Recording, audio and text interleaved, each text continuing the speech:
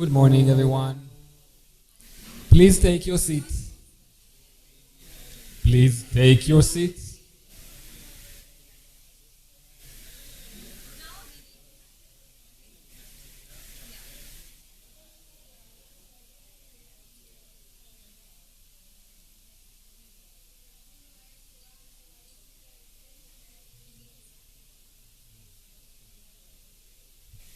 Good morning. Hi everyone, welcome to the Dryland Plant Ecology, session number 1. I would like to open the day. We are 1.5 minutes late. Thank you. So welcome everyone again. We need to start soon. So I'm very happy to see everybody and the interest in the Dryland Plant Ecology. This is very encouraging. We have a very good list of speakers today.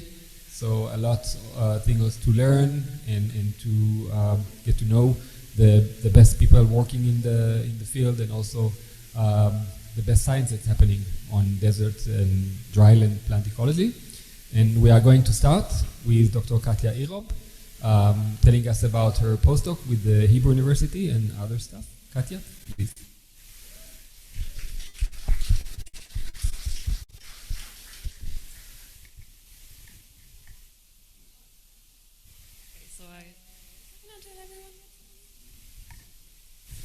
Is this on? Yeah.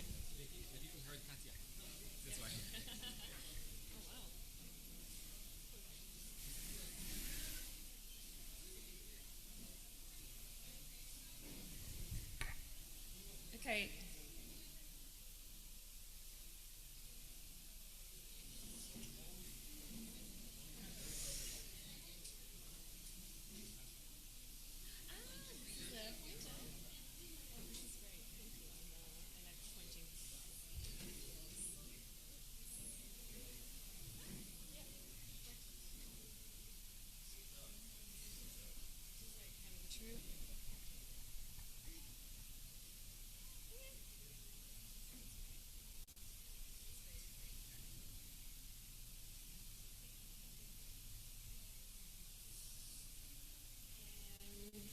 Okay, can the remaining people please sit down?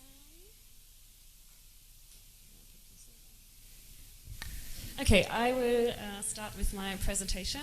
Thank you all for being here. I'm Katya, and I'm very excited to take you on a quick tour through Yatir Forest, where pines are trying to keep their cool under growing heat stress and where their future carbon storage is on the line. Trees are often planted for climate mitigation, and because they help to cool the planet and they can capture carbon. And oh wow, it just became louder, right? And recent research has shown just how valuable trees can be for absorbing carbon and for supporting ecosystems in many ways. And although all of this research here, what we see sounds very promising and very clear, how do we actually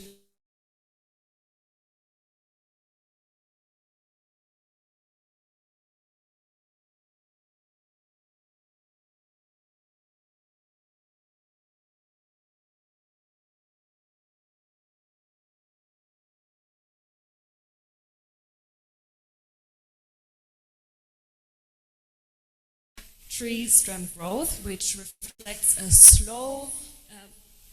There's somehow an echo, no? Do just I hear it? Okay. I think it's from the Zoom. Maybe I put this on. Maybe like this. Sorry. What was I saying? Okay. So tracking tree stem growth reflects a slow long-term development. In contrast, eddy covariance flux towers, they capture fast, short-term responses of forest functioning by measuring carbon and water fluxes in real time, such as, for example, during a drought or a heat wave. And although forest monitoring can give us a really good snapshot how of the forest or an ecosystem's present state, it cannot predict how a forest will change in the future. So one question that remains, I still have an echo here from the computer, but it's okay. So one big question that remains is dryland forests. They're widely proposed for afforestation, how will they actually be doing in the climate that we're heading towards?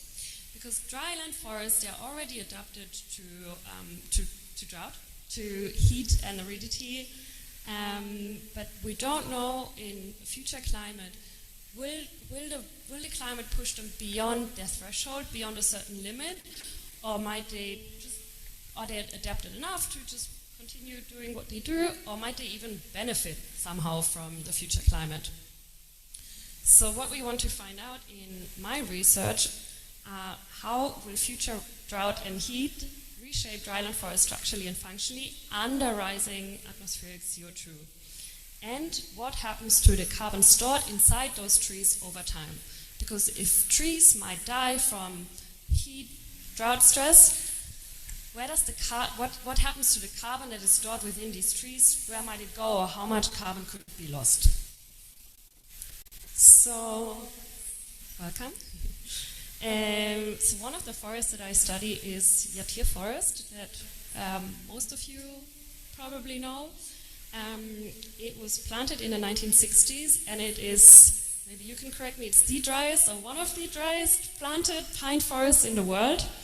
And it was once seen as a success story because despite being planted in desert, it was actually doing quite well.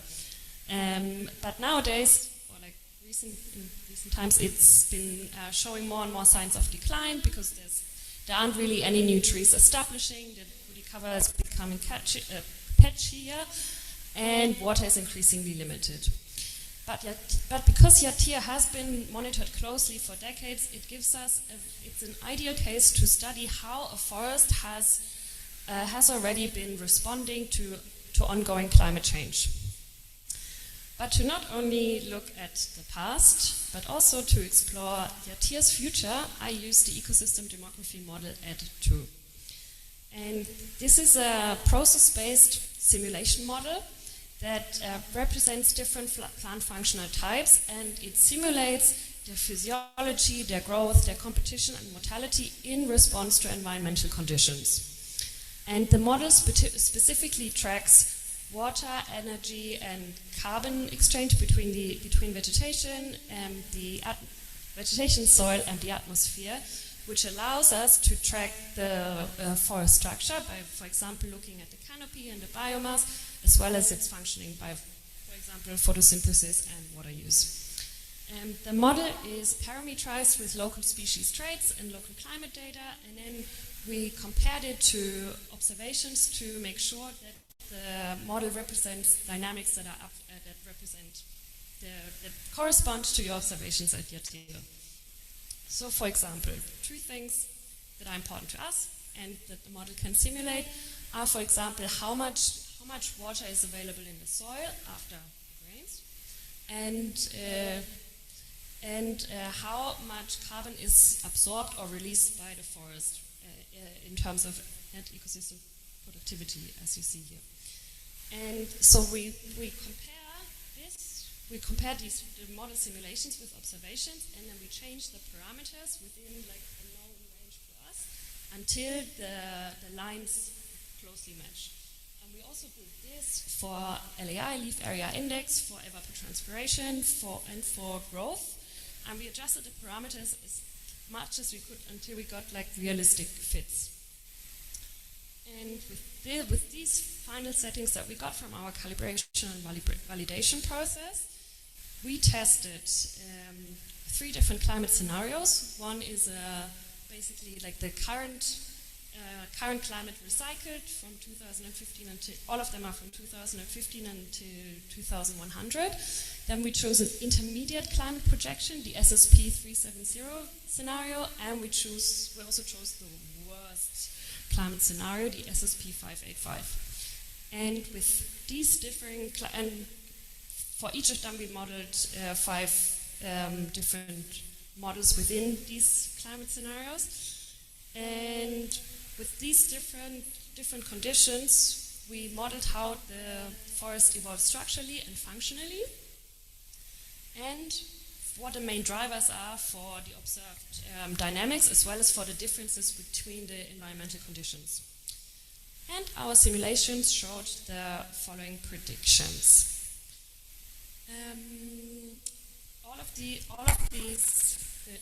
four figures here have basically the same organization, where we have time on the x-axis, we have ecosystem response on the y-axis, and the colors are the different climate scenarios. The orange ready one is the worst one, the yellow-orange one, I hope there's no colorblind people, it might look different to you, is the intermediate one, and blue is the current scenario. And basically what we saw is that the forest, for all of these structural variables that we looked at, the forest keeps growing structurally until the end of the century. First steeper, and then it kind of plateaus. And in the case of ATB growth rate and leaf area index, at some point it doesn't plateau, but it declines.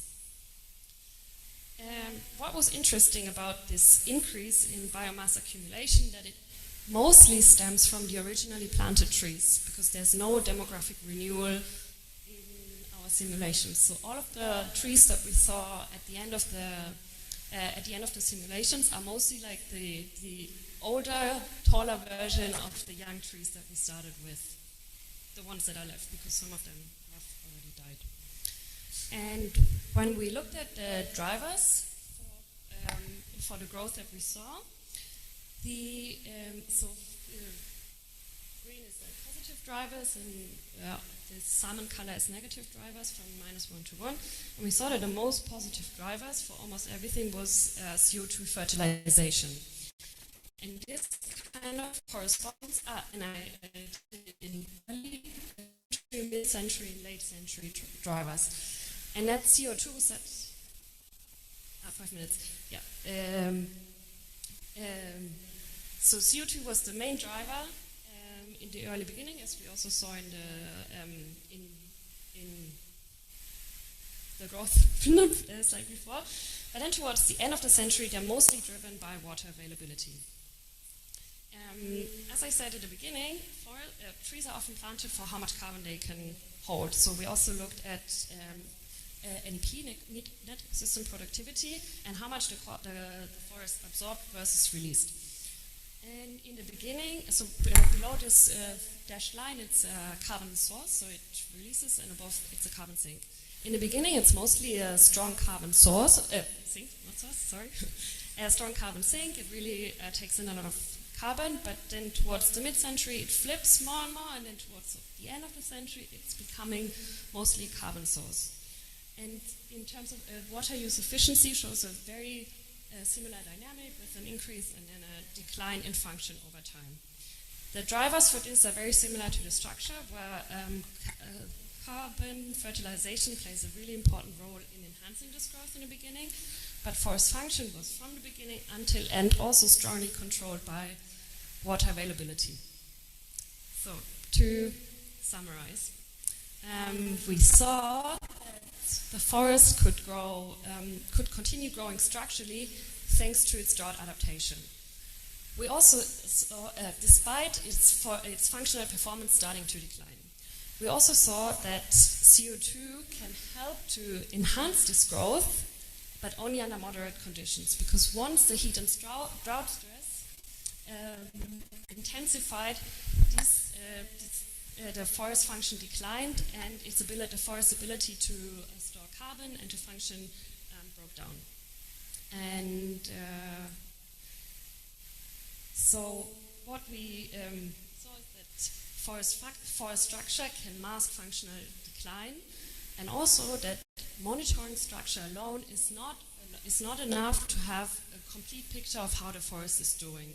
And what we additionally to this research want to find out is what actually makes a forest resilient in the long term, or how can a forest be managed to be sustainable in the long term. Because only because a forest is resilient today does not guarantee persistence tomorrow. That's it. Thank you for listening, and special thanks to these people, and I look forward to your questions.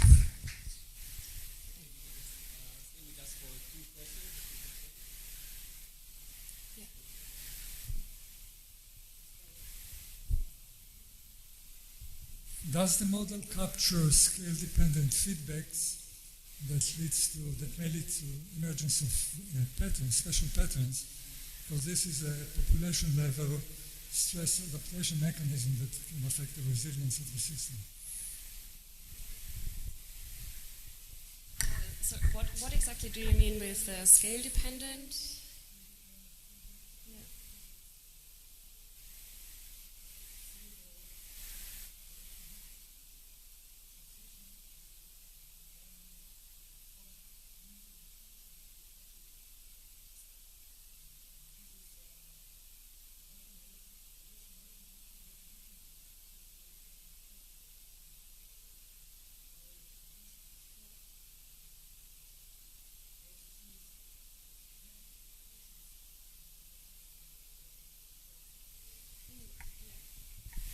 So the model can definitely capture this to some extent because the model is a cohort-based model.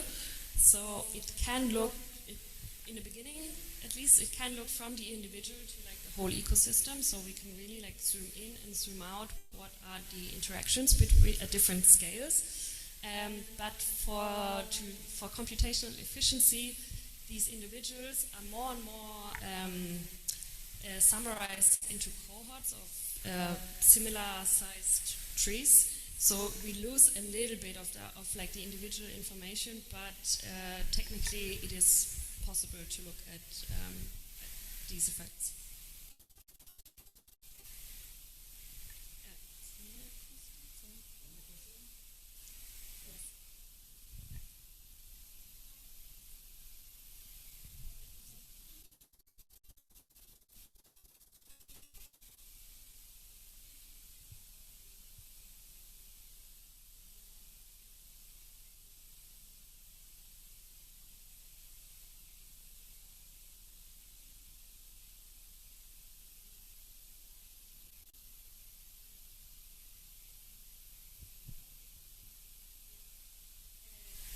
This is a really good question. Thank you. It was about mortality in the model.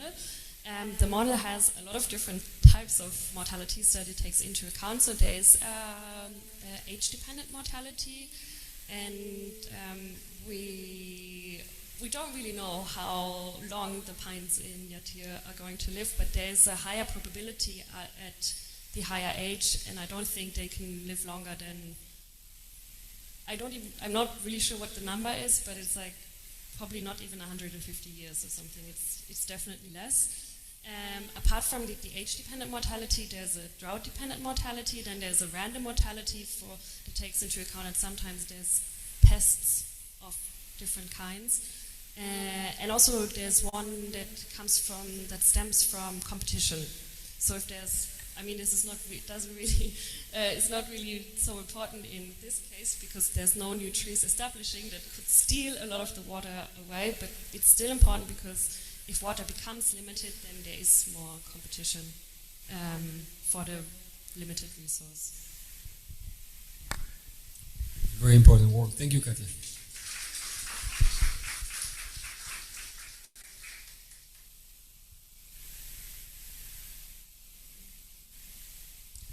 So next speaker today is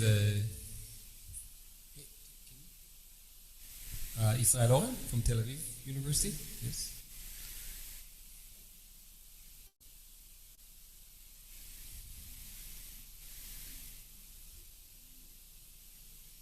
So we're moving from forest to shrubland. Okay.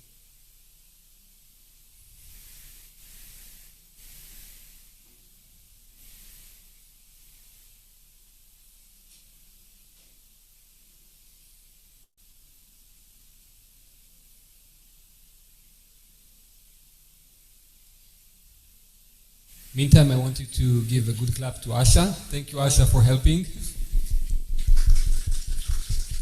And Israel, please. Thank you, Tamil. Hello, everybody. So today I'm going to tell you about my work in the Mediterranean shrubland and a little bit of background to my work. So climatic models predict an increase in the prevalence of extreme weather events. They include higher maximal temperatures, decreases in annual rainfall and increase in heavy rainfall events and longer dry spells in between rainfalls. All of which will decrease the soil water availability, which combined with the disruption in weather patterns, in rainfall patterns, should affect the plant functioning and growth, with further implications to ecosystem stability and functioning. So in light of these predicted reductions in rainfall and disruption of climatic patterns, I wanted to know whether Mediterranean perennial plants will be affected by these changes, and if yes, would it be because of the reduction in the precipitation or because of the disruption of the rainfall frequency, or perhaps they would impact equally? So to do this, I worked in Mata, a long-term ecological research station, which is a Mediterranean shrubland located in the Judean hills near Beit Shemesh. It is located 640 meters above sea level with an annual precipitation of 540 millimeters. And in Mata, a long-term experiment has been established in 2019 in which the effects of reductions in precipitation and changes in rainfall frequency are being tested. So to do this, 4 different types of plots have been established. The first plot is a control plot in which there is no manipulation of rainfall, quantity or frequency. Then there is a second type of plot to test the effect of rainfall reduction, in which we have gutters that intercept 66% of the natural rainfall. So we reduce the rainfall quantity but keep the natural frequency. That's the natural frequency treatment. And a third type of plot, we completely exclude water, so then we can control also the frequency. We exclude the rain and then we add it through sprinklers. In either high frequency treatment with 9 small rain events, or with the low frequency drought treatment where you have 3 large rainfall events. But again, the total annual or the seasonal amount of rainfall is 66 less than the mean annual precipitation. In Mata, there are plenty of species, and I decided to work on 4 perennial ones, 2 geophytes and 2 shrub species. The 2 geophytes were Asphodelus ramosus, Tsirit gdola in Hebrew, and Cyclamen persicum, Rekefet metzuya, and 2 shrubs, Pistacia lentiscus, Elata mastic, and Salvia fruticosa, Marva meshuleshet. All the 4 species can be found in Mata. They are very common to Mata. So I conducted 2 campaigns, a winter campaign in which the conditions are ideal for plant functioning, and a second campaign in the summer where conditions are the most demanding. Of course, in the summer, geophytes were already dormant, so for the summer campaign, there are only the shrubs. Also, I'd like to mention that 2025, the year I conducted my work, was extremely dry with just above 50% precipitation compared to the mean annual precipitation. So if I want to understand whether the treatments in Mata actually affects the plants, I can look at different variables. Does it look good? Variables.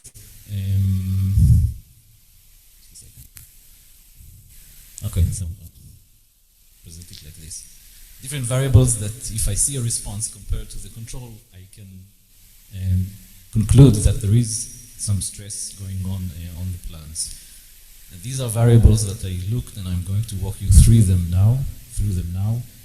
I looked at functional and water relation variables such as photosynthesis and transpiration, which, if there is some drought stress, I would suspect the gas exchange to reduce. And then the water use efficiency, which is the ratio between the amount of water lost per the amount of carbon CO2 fixed by the leaf, it should increase. Then the relative water content should reduce when water is limited. And I looked at the damage indices such as chlorophyll content index and the fluorescence of photosystem 2, which is supposed to decrease. And ion leakage is supposed to increase where cell membrane stability is deteriorates. Also, limited water availability should cause some morphological changes which mean to reduce the water loss, such as reduction in leaf surface area, increase in leaf sclerophyll, which is the leaf mass area. Leaves become more sclerophilous and thick. And then the biomass proportion between the leaf and the woody tissue, it's supposed to decrease where plants become less leafy. And then the integrative response is growth. And in growth, I present you now the branch elongation rate as a measure of growth. So when I look at photosynthesis in the geophytes, there was a photosynthesis responded to the ambient conditions, either to light or to VPD, but also to the treatments. There was a significant difference between treatments, but with a tendency to increase with a high and low frequency compared to the control. And when I dissect whether it was because of the quantity or the frequency, so only the frequency significantly affected the photosynthesis in these two species. In contrast, in the shrubs, there was a response to the ambient conditions, but there was no difference between treatments in photosynthesis. And a similar view I found in the transpiration, although transpiration responded less to the ambient conditions. But when combined together with the water use efficiency, so there was no difference in the geophytes, in Pistacia lentiscus, and only in salvia, in the natural frequency treatment, there was a significant increase in water use efficiency, suggesting something was going on with salvia. Damage indexes, such as the fluorescence of photosystem 2, I found no difference in either of the species between treatments, and also the chlorophyll content index. It didn't differ between treatments at all. Looking at leaf surface area in the geophytes, so in the high frequency treatment, either through the leaf surface area or the leaf mass area, it seems that the geophytes benefited from the high frequency treatment if I compare it to the control. But in the shrubs, I found no such difference between treatments. Looking at the leaf weight ratio, here it's an analysis of the data from the winter and the summer combined. So in Pistacia lentiscus, there was no difference between seasons and treatments. The leafiness was the same. In salvia, there was a difference mostly between seasons and less so between treatments. There was a slight treatment effect, and then again it was manifested through the frequency. Looking at the branch elongation rate, again, no difference between treatments, just between seasons. So it was dictated by the phenology, but not the water availability. Two last additional kind of damage indices, only in the shrubs, there was no difference between treatment, the ion leakage, and in the water content of the leaves. But I didn't compare it indirectly, but if you look at the difference between Pistacia and salvia, salvia suffers more overall from the conditions in Muta. So as a short summary, in the many variables that I examined, I found no difference compared to the control. And if there was a difference, it was in the opposite direction to what I would have expected if there was a drought stress experienced by the plants, which suggests maybe some acclimation. So, were the plants stressed? Probably not the shrubs, but Salvia fruticosa was not well off as Pistacia was. Regarding the geophytes, there was some sensitivity to the treatments. In this very dry year, the control performed better than the high and low frequency treatments, which suggests maybe some sort of acclimation. Regarding the second question, was it whether were the responses because of the frequency or the quantity, so I found that it was because of the frequency, the alterations in the frequency, and not the extreme reduction in precipitation. And then it leads to future questions of how do they do that. I suppose at the moment that the shrubs have access through extensive root systems to some water pools that disconnect them from our treatments and from the annual pattern. Either directly they reach some deep soil layers or take up water from rocks, or maybe it's being done through mycorrhizal relationship. Also, that's probably through anatomical branch and leaf anatomical changes that can accommodate the demand due to our hydraulic limitations. With the geophytes, probably it's the tuber that buffers extreme years, as it was this here, and probably also through changes in the biomass allocated to vegetative and reproductive tissues, probably in favor of the vegetative in harsh years. If I have time, my next steps would be to analyze more data that I still have, such as the summer gas exchange campaign, quantify above ground biomass as an additional measure of growth, quantify treatment effects on non-structural carbohydrates, because it is the drought also supposed to affect this variable. And I was talking about quantity of water all the time, but not about soil material, which is important. It is for the roots to actually pull water from the soil or from the water pools. So we recently installed soil water potential sensors, so we'll soon have a lot of data to work with. I would like to extend measurements to a third shrub, which is very common in Mata, in the Mediterranean region, Sarcopoterium spinosum, and analyze potential anatomical features in the shrubs, and also to understand the water sources from which the shrubs at least take up water, which probably can be done through stable isotope studies, and also to look into potential mycorrhizal relationship. So this could be a collaboration, future collaboration. And I'd like to thank you for your attention.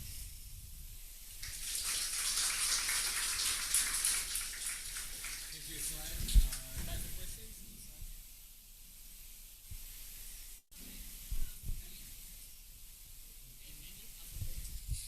Very interesting study. I was wondering, are you planning on repeating that over several years? Because from your finding, it sounds like these plants may be adapted to short-term droughts of a year or something, but what would happen over several years if this were to continue 3 years, 4 years, 5 years? Monitoring can be done in the future, but here I entered an experiment that has been running for 6 years. So the plants were exposed in the treatments for 6 years of drought now. So I was expecting to find an accumulated response, even I didn't monitor it from the beginning. And yes, probably I will repeat it, at least some of the variables, but I don't know for how long. And a small technical question, how deep is the soil, and were you able to see roots in the soil or in rocks? Yeah. So in most places the soil is very shallow, and I didn't go into roots because it's a very dense shrubland, and at this point I didn't get into it. I would like, but it's just to identify the roots of our shrubs. It's going to be a major task that I should be focused on. Something for the future for sure, because through the above ground there's nothing going on there. So it's probably down below. Thank you very much, Israel.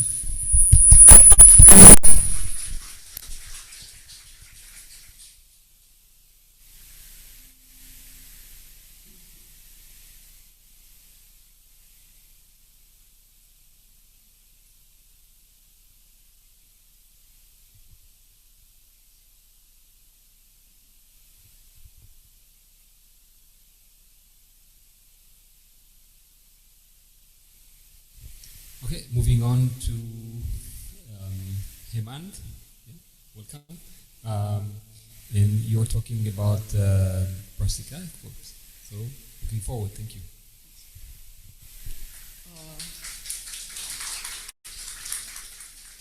Thank you. So I'm Hemant. Today I'm going to talk about my master research project, which is the impact of reduced rainfall on the performances and pollination services of three Brassicaceae crops along with their wild relatives.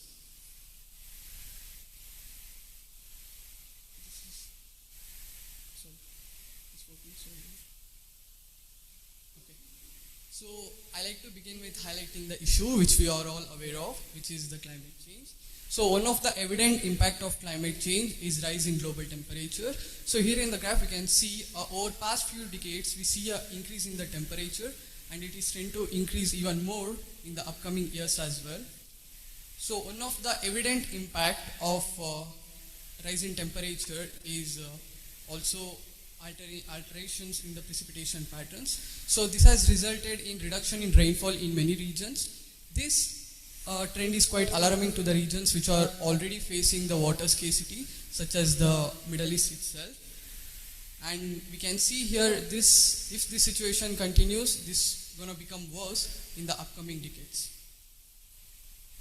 So this water scarcity or this reduction in rainfall has a direct impact on the food production, which leads to food insecurity in the region and also in the global level as well. So here in this map we can see how the food insecurity going to become worse in the upcoming years.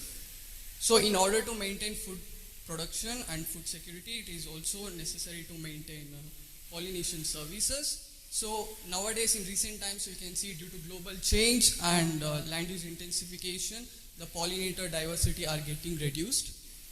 So these pollination services mainly depends on the floral volatiles or the overall plant emissions, which is also known as volatile organic compounds. So these volatile organic compounds helps plants attract pollinators and also to repel the herbivores.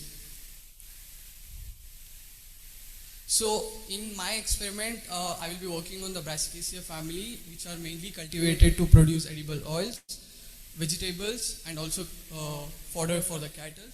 These species are diverse in the Mediterranean regions. Some species are also domesticated locally in the Middle East as well.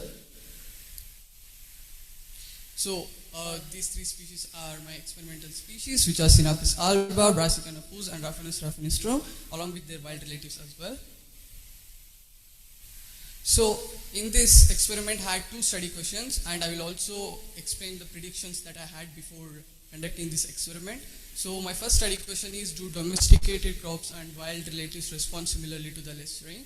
So I predict here wild will actually perform better than the domesticated, because wild already adapted to the local climatic conditions and also to the less rain, or also experienced drought stress already. But when we look at the domesticated, these species mainly depend on the humans for irrigation, for water, and also for the fertilizer. So I predict that domesticated will perform lesser compared to the wild.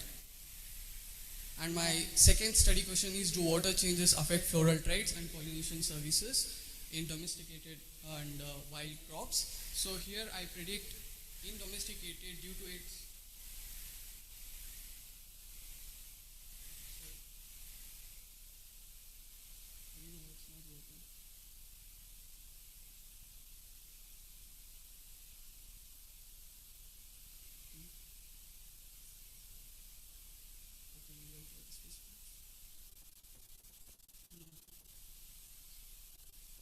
the animation is not working.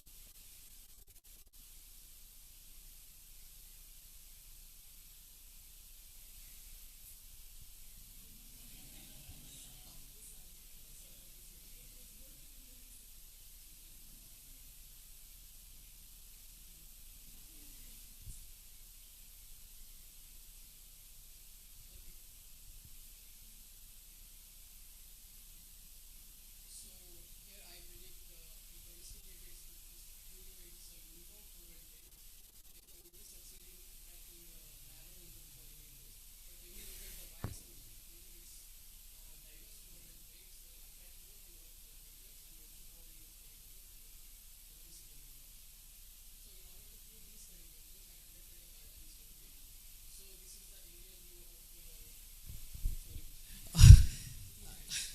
So this is the aerial view of the experiment that I conducted. So as I said before, I had 3 species along with their wild counterparts, and I also had 5 levels of irrigation, which is 0.5, 1, 2, 4 and 8 liters per hour, and I had 6 replicates for each treatment. So in this experiment, I have measured physiological parameters and also have looked for floral emissions by using solid phase micro-extraction method, which is also known as PME, and I also conduct the pollinator observations. So now let's look at the results. So these are the physiological parameters that I measured. So here we can see in all the 3 species, we see the irrigation had an effect. So higher the irrigation, higher the transpiration rate in all the 3 species. But when we look at the Raphanus, here we can see the Raphanus wild actually performed better than the domesticated one towards the higher irrigation. We see the same results in stomatal conductance as well. And then if I have to look at the overall plant biomass, even the plant biomass treatment had an effect even on the plant biomass as well in all the 3 species and along with their wild relatives. So now let's look at the VOCs, the flower emissions, the volatile organic compounds that what and all the analyze I did. So this is the PCA of Sinapis alba. This is showing a clear difference of VOC emissions between the wild and the domesticated species. But when I look at the treatment level, the treatment had no effect on the VOC emissions in both the wild and the domesticated. And we see the same results or the same trend in the Brassicanopus species as well. So here also there was treatment had no significant effect on the production of VOCs. So the same follows in Raphanus as well. Then I wanted to group these compounds into specific classes based on their biochemical pathway. So here you can see the classes that I grouped into. So here also when I look based on the class level, here also I saw a significant difference between wild and the domesticated species. But you can see the irrigation in the x-axis, the irrigation had no effect on the classes as well. And the same follows in the Brassicanopus and also in the Raphanus. So later, I also wanted to check like if the treatment had any effect on the pollinator visitations, but unfortunately I didn't find the effect of treatment on pollinator visitation. So I wanted to check if the number of flowers had anything to do with the attraction of pollinators. So here I saw the number of flowers had an effect on attracting more number of pollinators, which means more number of flowers attracted more number of pollinators. So what's interesting was the Sinapis wild actually attracted more number of pollinators compared to the domesticated one. And here also we see the same trend. The Brassicanopus wild attracted more number of pollinators compared to the domesticated one. And then Raphanus also we see the same thing, but here it's quite stronger because even though the Raphanus wild has fewer number of flowers, still they manage to attract more number of pollinators compared to the domesticated one. So, I like to conclude by saying the irrigation significantly altered the physiology of the plant, but when we look at the Raphanus, we saw that Raphanus wild actually performed better than the domesticated one.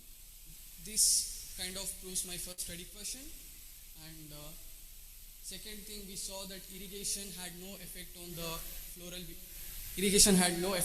floral VOCs. But when we look at the crop or the variety level, the wild and domesticated VOCs significantly varied.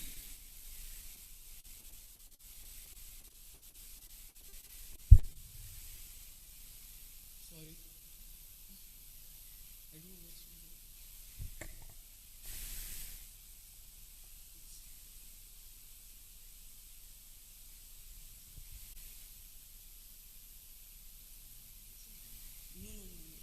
it's next slide, but it's not showing the next slide.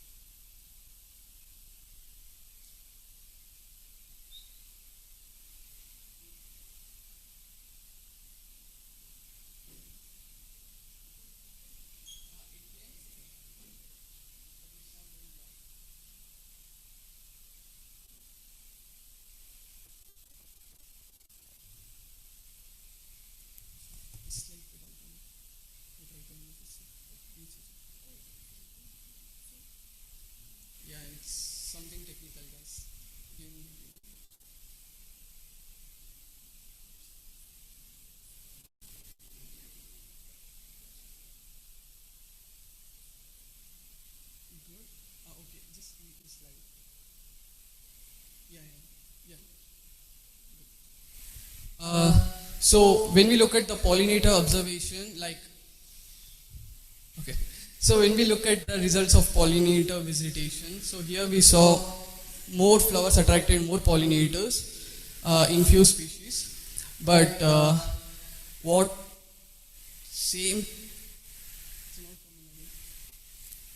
okay, I will say, so what was interesting was in all the three species and its wild relatives, the domesticated had fewer number of pollinators, but the wild species has more number of pollinators. So this proves the second study question that my experiment had. And there's no PPT.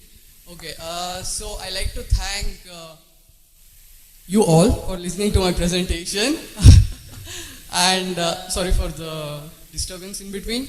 And I also thank my supervisor for guiding me, and I thank my friends for helping me in my experiment, and I also thank the SAGE Center for funding this experiment. Thanks, guys.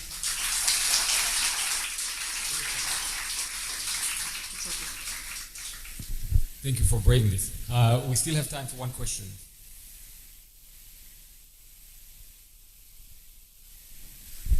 Thank you very much. I was curious for the visitation, if it was just a manual observation or could you use cameras? And secondly, the practical implication, do you think breeders should then take traits from the wild type and integrate it into the commercial variety? Would that be the follow-up step based on your research? Yeah, it was manually done.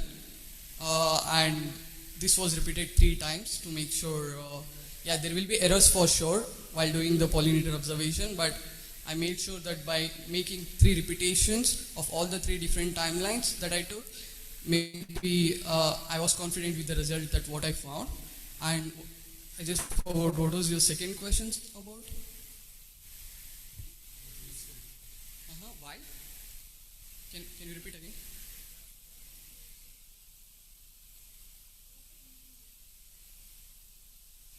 Oh, what can we do with kind of results? So maybe what I understand from this experiment is maybe the domestication has lost some traits along the way.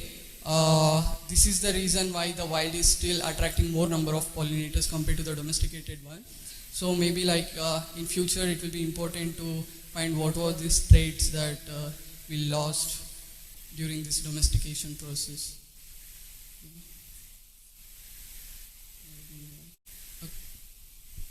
Thank you, Amans.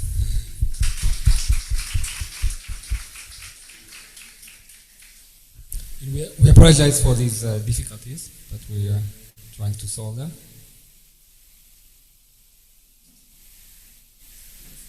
Okay, so next speaker is Dr. Oded Cohen, all the way from Golan Heights, and I hope this one will go well.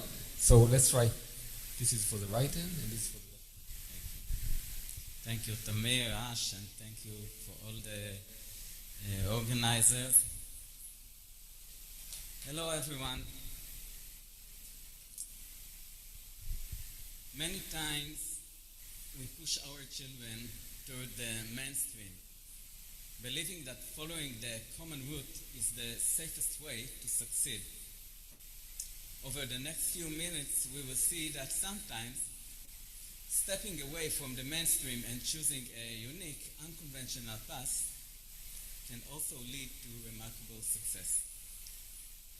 This study dealing with the spread of the Sandara gum tree, Tetraclinis articulata, is the result of a collaboration between Gil Osem, Efrat Shefer, myself with my research assistants, Nitzan Bar Shmuel, Gil Weber, Aviv Guy, and Tamir Avioz.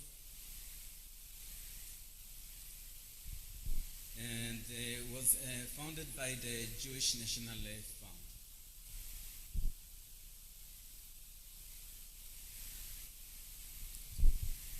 Mediterranean plant communities are relatively resistant to biological invasions. The climate is arid, and the native plant community creates shading while competition for water and light makes it difficult for invasive plants to establish and spread. It is often assumed that invasive plants are mainly defined by their high competitive ability. But that is only the half of the story. Many invaders actually avoid direct competition and specialize in disturbed habitats where exciting vegetation is thinned out and competition for resources is greatly reduced. Early successional colonizers are a common trait of many woody invaders in drylands. They are typically characterized by high light demand, rapid growth, short juvenility, and prolific seed production. So we often find these species thriving along roadsides or in disturbed wet habitats where they benefit from improved water and light availability and reduced competition from established vegetation. Tetraclinis articulata is a conifer tree native to the southwestern Mediterranean. Thank you, Ash. It was introduced to Israel afforestation and has been planted across a wide range of habitat, especially in semi-arid regions. In its native range, the species typically occurs in areas receiving about 400 or 1600 millimeter of annual rainfall, similar to part of Israel. At the same time, natural population in its home range have declined, probably due to the human activity, and the species is considered endangered there. At first glance, it is hard to think of Tetraclinis as an invasive species because it grows slowly and has long juvenile phase. On the other hand, the species produces large quantity of seeds, is capable of vegetative reproduction, and the new environmental conditions it encounters in Israel closely match its ecological niche in the native range. Reports of this species as invasive elsewhere in the world are very limited. Initial observations of young trees spreading beyond the planted stands were reported in Ramat HaNadiv in the north of Israel, something like near Haifa. Okay? It was not clear whether this was just a local phenomenon or an early warning of wider invasion. The main goal of our study was to assess the naturalization and invasion status and invasion potential of Tetraclinis articulata in the eastern Mediterranean. Specifically, we aim to quantify the abundance of Tetraclinis saplings within plantations, describing naturalization, and beyond plantations margins, describing invasion, and to identify the silvicultural and environmental variables that influence the extent of this naturalization and invasion. In this presentation, I will focus only on the invasion process outside the plantations. We conducted a national survey across 46 planted stands of Tetraclinis, all over 30 years old. These plantations were distributed across two contrasting climate zones, Mediterranean and semi-arid. To assess the invasion beyond plantation margins, we established systematic transects at 4 different distances from the plantation borders. We sampled a total of 1,588 transects extending from 10 meters within the plantation edge to 16 meters outside. Everything is okay? Allowing us to quantify the spatial distribution of naturally regenerated sapling of Tetraclinis articulata. In each transect, we recorded key environmental variables such as hard bedrock, rock and stone cover, slope, aspect, vegetation type, and climate type, as well as forest variables including stand maturity, planted tree density, and tree height. Our data show that sapling density declines sharply with distance from the plantations, and this pattern is strongly shaped by silvicultural and environmental factors.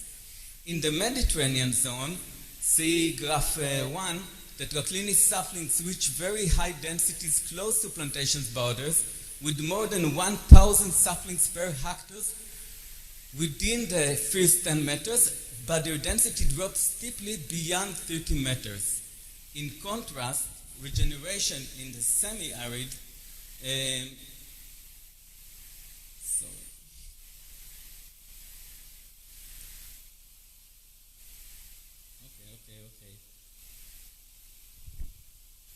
in the semi-arid zone, in much lower, indicating that wetter conditions near Mediterranean plantations are crucial for seedling establishment. Plantation maturity also play an important role. Sapling density are significantly higher in mature than in young plantation. This is figure B. And the highest density occur near taller trees, see figure C. And we observe a strong preference for higher sapling densities on nose-facing slopes. As seen in the graphs, the Traclinis shows a clear preference for tall vegetation formations. In Mediterranean regions, it established mainly on forest, but shifts to woodland in semi-arid. This preference for forest-type vegetation is consistent regardless of distance from plantations. Finally, we found that sapling densities were particularly high in rocky areas that were not grassed. See figure A. Grazing interacted with sapling size.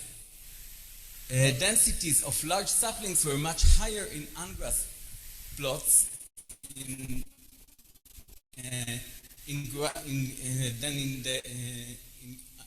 in grassed plots. In the following slides, I will present some field examples of how Tetraclinis invades beyond plantation boundaries. Here we see Tetraclinis seedlings establishing within pine forest. In this case, we see Tetraclinis saplings actually colonizing the scrubland in the Paz-Kagan, further illustrating their ability to invade diverse habitats beyond plantation boundaries. And here we see Tetraclinis saplings establishing under the canopy of eucalyptus forest in Tsipori forest, showing that the species can successfully colonize shaded forest conditions. In this photo, you can see mature Tetraclinis trees with scattered saplings establishing around them. In recent years, there has been a growing interest in invasive plants that are able to establish beneath forest canopy. These species are often called super invaders. Most research on this unusual archetype comes from temperate and tropical regions, where water is not as limiting as in dryland. For the first time, we see that this pattern of super invader is now documented in Mediterranean climate as well. The super invader archetype differ from the common archetype. It colonizes habitats at later successional stages, is relatively shade tolerant, grows and matures slowly, depend on more strongly on the specific conditions in its germination niche, and has more conservative carbon use strategy. Until now, afforestation efforts have focused mainly on importing early successional tree species that grow and mature quickly. In recent years, however, there is increasing interest in drought-tolerant trees with more conservative energy carbon use, and with it, a growing concern about introducing species that fit the super invader archetype. These risks need to be carefully considered by decision makers.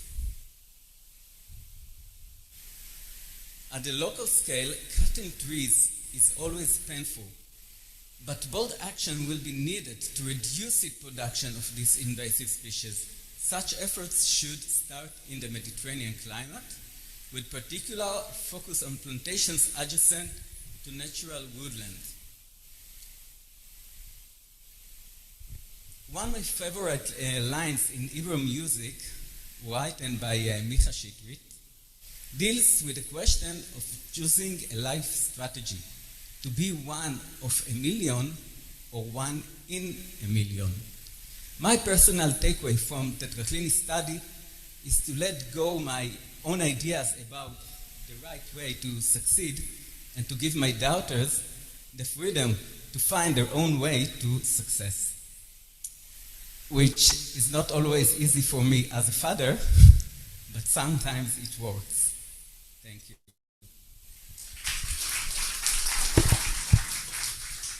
Thank you, Oded. Questions to Oded?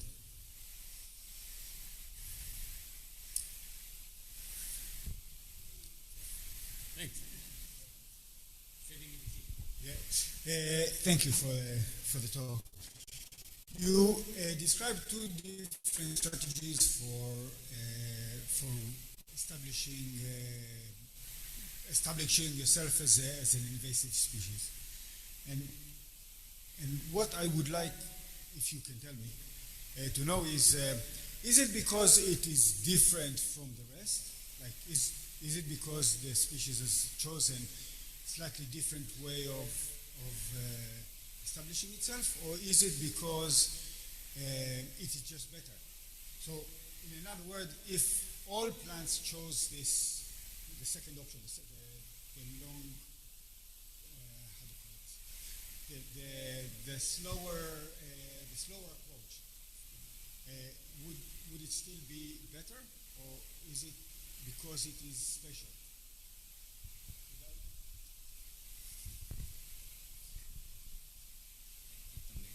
I think that there is two factors in the Mediterranean climate that limiting the invasion.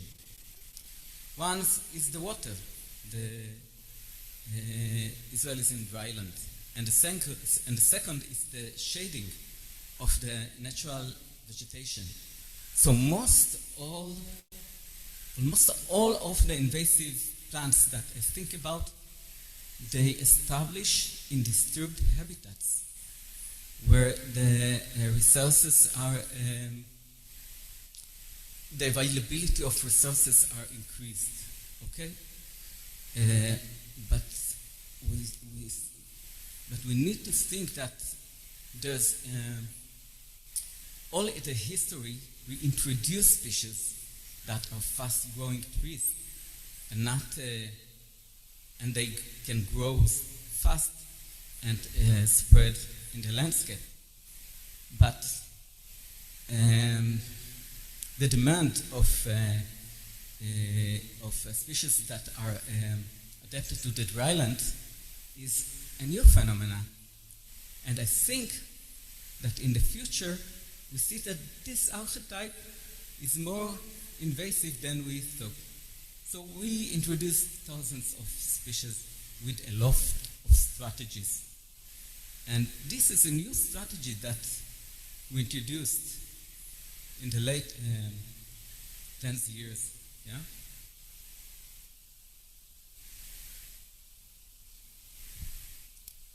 Okay, thank you, Oded. I'm sorry, we don't have time. Thanks.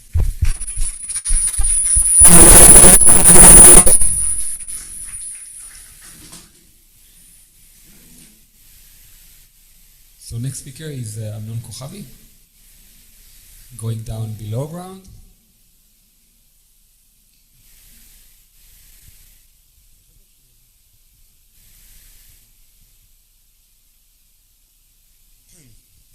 Okay, good afternoon, everybody. My name is Amnon Kochavi. I'm from the Volcani Institute, and I'm going to talk today about the root system, how root system can assist to adapt crops to climate changes, and specifically about watermelon.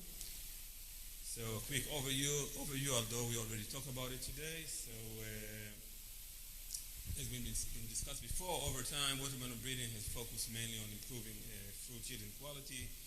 The region of watermelon is from the arid regions in Africa and been shifted through Asia to Europe and to America, and over the process of domestication, many drought and harvest stress related traits have been lost.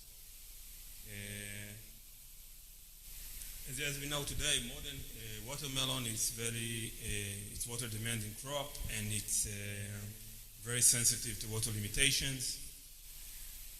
And as you can see here, it's been predicted to have over 30% yield loss in the year 2050, according to the current models of climate change. In 2020, extreme weather in the US been to $500 million loss, $500,000 loss of the watermelon crop in the regions in the southern areas of the US mainly. And even here in Israel, this year, as we know, is not the last year, 2025, wasn't that good year. And many farmers have decided not to grow watermelon this summer because there's water limitation, mainly in the northern areas when the soil is in the spring. And they have a bad winter, so they didn't plant watermelon and go to other crops instead. So what we try to do is we try to take the wild watermelon, Citrus colocynthis, Avatiach pakoa in Hebrew. It's very common here in the desert. You can find it in many areas around here and in other countries in very arid conditions. And we want to see if we can find traits that we can take into the domesticated watermelon, the Citrus lanatus, and improve its drought tolerance without having yield loss. So what we do, we take a physiological measurement. We grow our plants inside this tube, this 1 meter high tube, 8 diameter, full of sands. We have two types. We have the Citrus lanatus, the domesticated. The SB means sugar babies, some sort of watermelon. It's very easy to breed, so we work with that. And while the Citrus colocynthis, it's because it's been found in Chatzeva area by people from Neve Yaar. So we grow them in these tubes in order to see how the root system responds in the different depths. We measure the soil water content in 4 different depths in this tube. We make small holes. We took TDR and take measurement over the experiment. And we took the logical measurement above the ground level. We work with the LICO 6800, LICO 6800, the porometer, the LICO 600. And also we took leaf samples for osmolyte measurements and for sections. The root system, in the end of the experiment, the root system was analyzed according to the different depths. We decided to divide it into 4 sections, from 1 meter until 75, 75 to 50, 50, 25, 25, 0. So here for the results, you can see here, this is the soil water content over the experiment. The experiment took place for something like a month. So you can see the upper layers getting drier earlier, while the deeper layers remain relatively with water over the time in the drought in the right side. Even when we irrigate it, because we're working with sand, it's not have water, it's not holding water, so you can see the soil water content getting lower even when we irrigate the plants. So as for the root to shoot ratio, you can see here there's a difference between the cultivated and the wild watermelon. You can see in the cultivated the ratio tend to the shoot, while in the wild watermelon the ratio tends to more to the root, which is not surprising. We know it well. That while the plants have more roots, the ratio tends to the root instead of the shoot. And even under drought, so it increases its ratio and go more. Actually, this is not statistically different. We didn't see any significant difference in the ratio between the ratio remained pretty much the same even under drought and under controlled conditions. When we look in the intrinsic water use efficiency, the ratio between the stomata conductance and the carbon assimilation, we didn't see any significant difference between the plant, which means they opening the stomata the same and assimilate carbon dioxide in the same way. There is no difference there. An interesting thing that we saw that with this measurement took with the LICO 600 porometer. So you can see in the upper panels, you can see the stomata conductance, which didn't show any much of a difference between the plants. However, when we look in the lower panel, we see something more interesting when you're talking. This is the photosynthetic efficiency, how much energy goes to the photosystem to the creation of ATP and ADPH. And you can see that when we look at the in the wild watermelon, you can see the trend is opposite to the domesticated watermelon. Over here, you can see when it's drought, the values are reduced. However, we see the opposite in the wild watermelon. You can see when we have high soil water content, you can see a reduction in the photosynthetic efficiency, which means that and in the opposite, under low soil water content, you can see it's pretty much stable.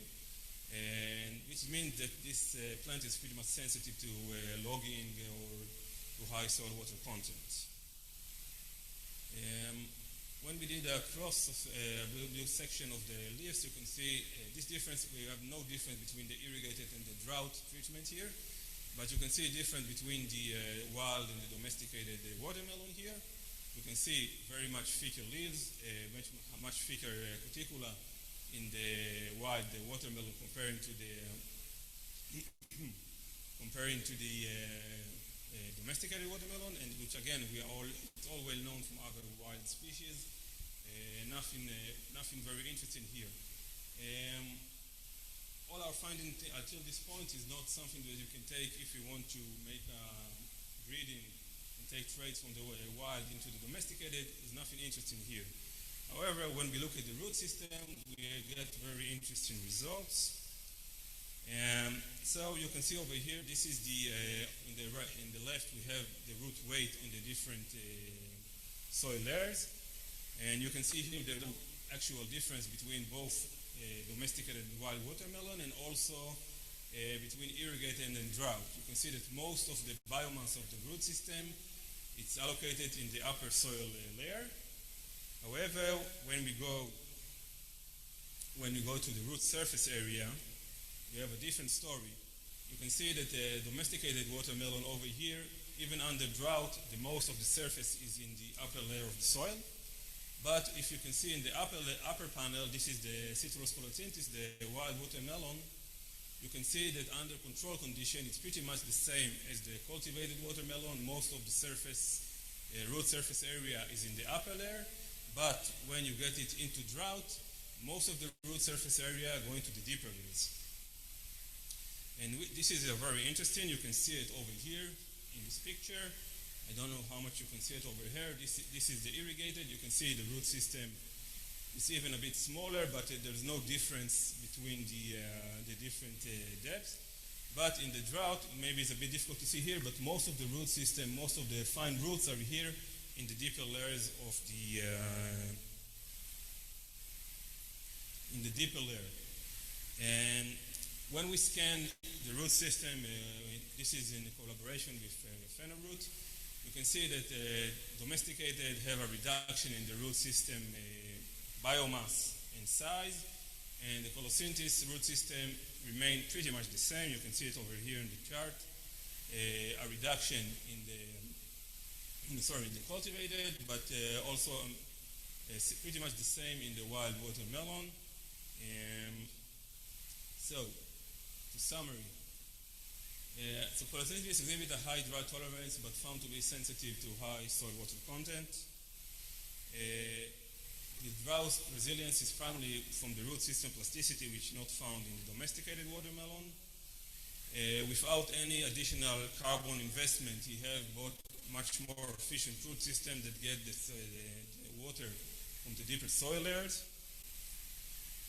This trait offers strong potential for enhancing drought tolerance in watermelon with minimal impact on the yield. So our future plan, we are currently developing a population of the crossing between the wild and domesticated watermelon. This last summer, we tried in the field, we already found several accessions that have demonstrate a large potential. In the next spring, we do another experiment, also again in the tubes and also in the field to these specific accessions. So I wish to thank to my lab members, to the carbobite units in VAR, Christy for the help with the seedlings, and to Bard for the funding. And thank you for listening. Thank you, Amnon. Questions? Hi, thank you for the talk. I was simply wondering if you foresee any drawbacks for doing the crossing. Like if you take a breed that is wild and you take a breed that is domesticated, there are usually a few drawbacks or a few concerns. Do you have any? This book is horrible. By the way, used to, in the past, in the 19th century, it was been grown in the Gaza area. Been shipped to Europe to help with stomach issues because it's causing to what we call free activity in the stomach. Let's say it this way. So its taste is horrible. It's a small fruit, and so as we see it, the main potential is the rootstock because watermelon is already grafted in Israel, mainly because soil-borne diseases. So we look at it as a potential for rootstock, but again, in the field, we only in the population is a very early stage. We're now in F3, so we now going to F4. And we have many problems because there's male sterility, there's many issues there, but the potential is there. I didn't put we have a picture of the accession that was very successful in the field, but you can see the field is over dried. We didn't irrigate it from the end of April, and I took the picture in end of July, and the plant was totally fine.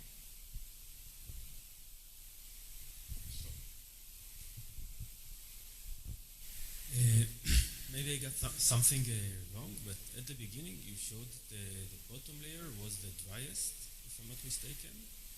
At the beginning of the presentation, you showed that under the drought conditions, there was a very low water content at the bottom layer of the soil.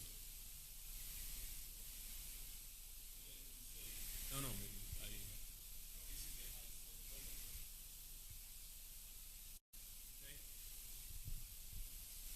More questions?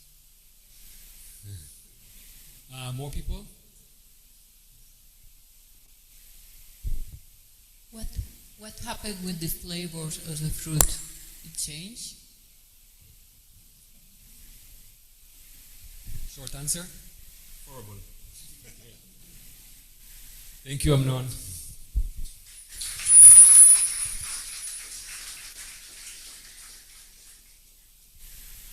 Before we move to the last talk of today, I want to invite you all to come again today later at 5 in the afternoon. We will have another session of Dryland plant ecology, but more focused on interactions with the biotic-abiotic factors. So we finished today with Aviad Karmazin, also from ARO, but also from Hebrew University, working on olive trees, and we are ready. Very much. Work. Nice. Last one before lunch. Great. My name is Aviad. I'm a master's student at the Hebrew University. I'm doing my research at the Volcano Institute with David Yalin and also under Jose Grunswig. Leading this research is actually Hiba Butaye, and we get a lot of help from Tamir as well. Funding this research is the Israeli Ministry of Environmental Protection, and today I'll be talking about the effects that mulching has on olive cultivation. But first, I'll tell you guys a little bit of background. So, the Mediterranean climate is becoming increasingly dry, and because of this, more and more trees are experiencing drought stress. And this is putting olive cultivation under risk because most of the world's olives are grown in the Mediterranean. If you look at the actual practices that farmers use in cultivation of olives, you'll see that most of them trim their trees, and this is because that trimming the trees encourages an increase of yield. So trim the trees For many reasons, the yield increases, and so you end up with these big piles of branches and organic matter in the plots. And the best way to get rid of this, it's basically a bunch of organic waste. The best way to get rid of this is by burning it.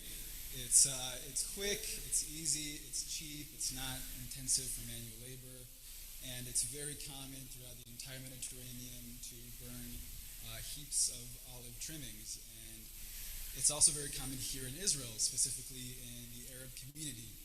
And the funding for this research is actually given to, well, the question is, can we give an alternative, a sustainable alternative to burning olive trimmings and getting rid of the waste in a less risky and wasteful manner? And that's what this research, the purpose of this research is to do. And so if we're looking at what can we do with the actual olive trimmings that's not burning them, the solution that comes to mind is using it as a mulch. So literally chopping up the trimmings, grinding them up, and then applying them in the same plot and using it as a mulch around the trees. This is a picture from our plot. You can really see the wood chips. It's mulch. No need to explain.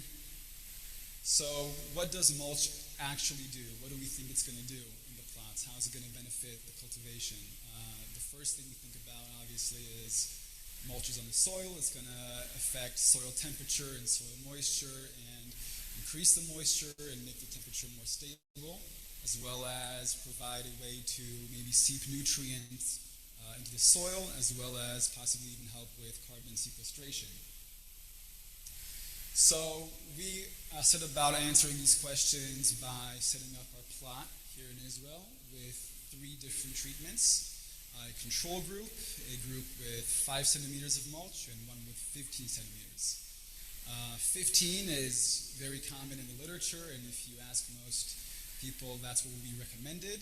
But we also set about checking a 5 centimeter option because we feel that this might be more fiscally responsible for Arab farmers here in Israel. It might be more applicable. And so we tested all those groups' treatments on these effects, the soil, water, and the tree performance. Our plot is in central Israel next to Netanya. Our plot is unirrigated, so it's completely dependent on rain-fed. It's completely rain-fed and no irrigation. And we set up the plot with our treatments throughout the plot. We have 7 repetitions. That might be a lot, but we did that because olives tend to be very variable throughout themselves, and so we wanted to get as many repetitions as we could. And you see these colors for the different groups, so blue for 15, green for 5, and red for the control group. That's going to be throughout the presentation. You want to keep track. And this is what it actually looks like. You have a layer of mulch around the tree, and you can see the different treatments. We applied them in June of 2024, and we've been measuring since. We've been measuring the tree as well as the soil. In the tree, we've been measuring stem water potential, stemmetal conductance, and the diameter at breast height, as well as we were taking leaf samples, but that data isn't available yet. And for the soil, we measured soil moisture and temperature with sensors at 10 centimeters below the ground, as well as soil samples, and we used a mirror to take soil CO2 exchange, but again, these data aren't yet ready for presentation. So, results from all these measurements. The first thing we're going to look at is the soil water content, and over here you can see on the left side of the y-axis you see the actual volumetric water content. That's how much water is in the soil.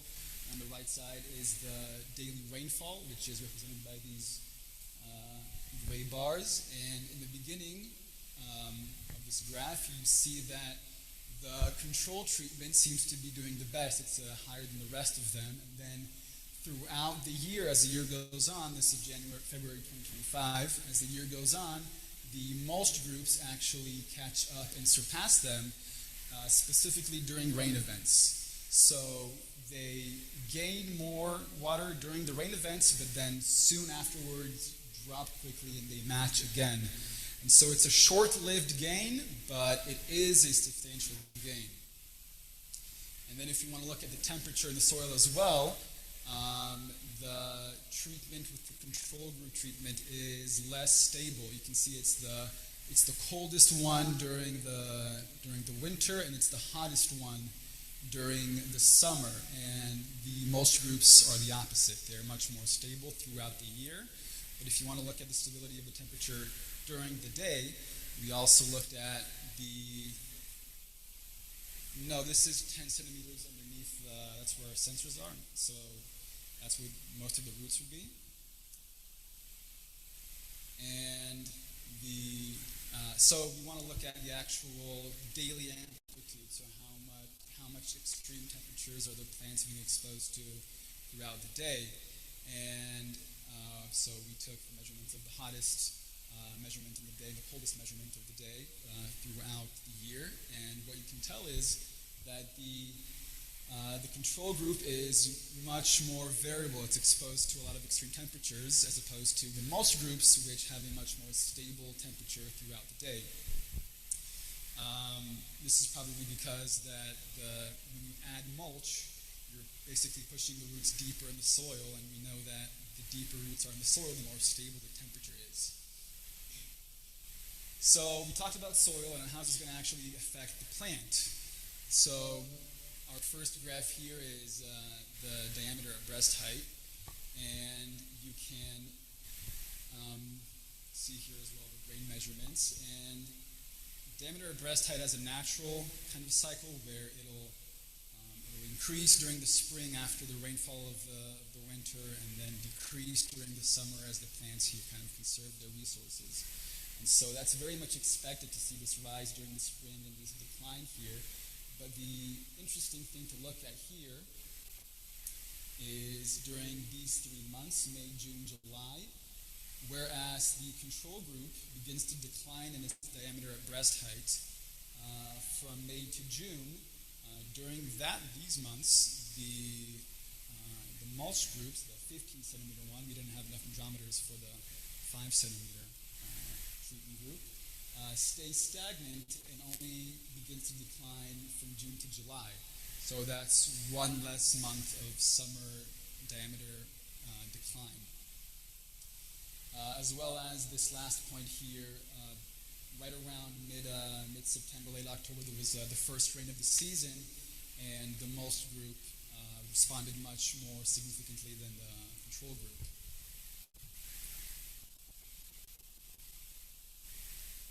Looking at other tree responses, we looked at stem water potential. So here on the y-axis, you have negative numbers. The more negative megapascals, the more negative it is, the more pressure the tree is putting on itself to pull water up. So if it's lower, it's probably exposed to more drought stress. And so this seasonal variance is expected, but there's no difference among the groups. And the same with stemmatal conductance, so how much water is leaving the leaf area per second. That's the unit. Also, there's seasonal variance. That's very much expected, but definitely no differences amongst the treatment groups. And after all, we want to look at yield. How many kilograms of olives per tree are we actually going to produce? And we looked at yield from 2025 and 2024, and 2024 was a much nicer year. They had a lot more yield. You can see the mean averages across the groups in the yellow boxes. They're like in the 50s, and then this year it was very low, and nobody passed 20. This is because also, one reason is because olive trees have a natural mast year. They'll have 1 year where they'll have a higher yield, and 1 year where they'll have a naturally lower yield to manage their resources. And then another reason could be because decline in rainfall in this plot is completely dependent on rainfall. So, in summary, what we talked about today is that mulch succeeded in stabilizing the temperatures throughout the year and also throughout the day, and exposed the temperatures to less extreme temperatures, and it also increased soil moisture for the trees. Even if it is briefly, it did succeed in increasing soil moisture during rain. And There's a seasonal advantage in the tree diameter, so it gains one more month of not declining in tree diameter, which in a dry land condition is very important. Every month matters, especially in the summer months. So what should you take away from this is that mulching is still valuable as opposed to burning tree trimmings, especially if you want to utilize all the moisture that you get, especially if you are rain-fed and you have no irrigation. And also, if you want to keep your roots in an optimal temperature for growth, the mulch can keep the temperature at a much more stable level throughout the year, which is good for tree growth. The tree performance is mostly unchanged. We didn't see any responses in stem water potential or in stemmental conductance, but this is also the first year of the research, so we hope to see more changes throughout. We expect to see it more in the next year. And even after a dry year with very little rain, the trees were able to produce some yield, which is interesting to see. And in the future, we want to be looking at other data that we haven't looked at yet, which is carbon and nitrogen, especially assimilation and mobilization in the soil, and seeing how minerals interact with the mulch and the tree. And also we have a new additional research site in Gurion, which hopefully will give us a new prospect on how different soils react to mulching. Thank you very much.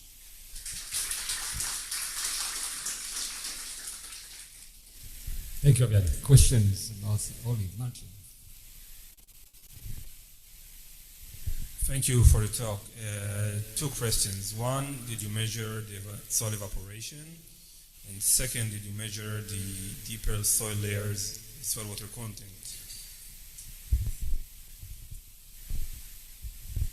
No to both.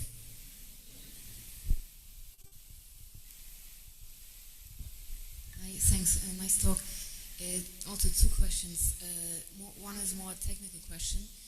The mulch, is it just grinded dry material, or is it actually kind of pre-treated or some sort of decomposition happening already?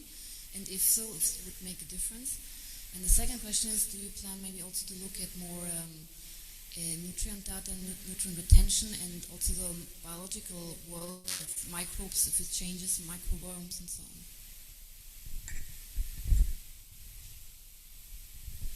So first off, microbes aren't my deal, so I don't think I'm going to be looking at microbes. Maybe, I don't think so. But you're talking about the degradation of the mulch and what the mulch actually is, and it's the tree trimmings of the season. So farmers will trim live trees, leave them to dry, and then burn them. So the idea is recent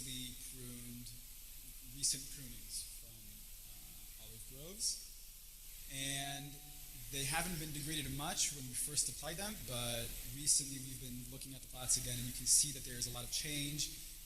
An interesting thing that I noticed that I didn't post up here is that the roots actually are starting to grow up into the mulch. So what we might do in the future is actually take the mulch and sample it and check the mulch itself for changes in minerals, and comparing that to the soil and the leaf samples. More questions? Did you try to add, for example, to make another layer, for example, compost, and then on that put the mulch, and then increase nutrients and increase the biodiversity on those trees? So that's not included in this research project, but I know that my mentor is looking at composting as an additional thing to mulching in different fruit orchards, but not in this research. And more question. Aviad, you mentioned the 5 centimeter treatment to be more financially available for the farmers. So it has a cost. The mulching has a cost. It's something that is hard for farmers to do. So if you're looking at the volume, 15 centimeters is 3 times as much as 5 centimeters of mulching. There is a cost to it because you have to bring the mulch to every tree, you have to spread the mulch. This is manual labor, and it's time and it's cost, and it's also the mechanization, the actual chopping of the tree, and all this is money. And if you tell a farmer to put 15 centimeters of mulch, that might not be cost effective, and then they'll opt to, well, I'm not going to put 15 centimeters, I'll just burn it. But if you tell them, okay, you can put just a little bit of mulch, enough is 5 centimeters, and maybe that is enough to cause a change, and that's what we were looking into here. And I think 5 centimeters is enough to create some change, but not as much as 15.